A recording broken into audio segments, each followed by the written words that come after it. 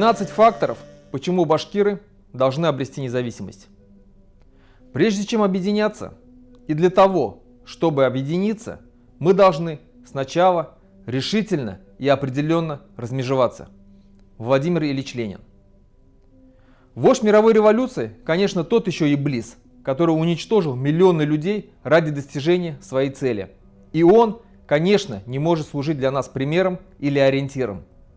Но мы можем использовать его наработки, опыт и реальные результаты для того, чтобы самим прийти к власти в республике и привести ее к независимости.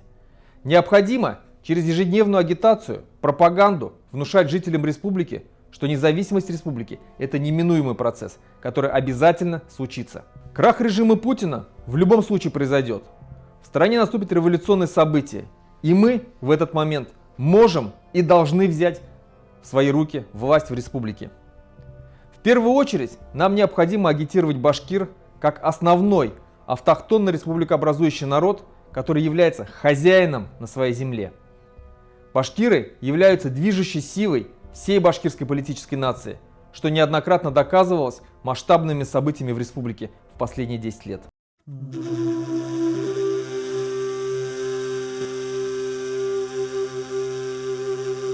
В результате постоянного переселения на башкирские земли колонистов сегодня башкиры стали меньшинством на своей родной земле. В результате устроенного искусственного голодомора Лураслых в 1921 году было уничтожено более 700 тысяч башкир. Все это привело к тому, что башкиры сегодня в Республике Башкортостан всего лишь второй по численности народ. В результате проводимой политики этноцида со стороны российских властей башкиры вторую перепись подряд уменьшаются в численности.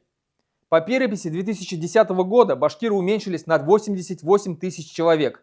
По переписи 2020 года еще на 13 тысяч человек. То есть за последние 18 лет исчезло 100 тысяч башкир. Ко всему этому идет сознательный набор именно башкир на войну в Украину.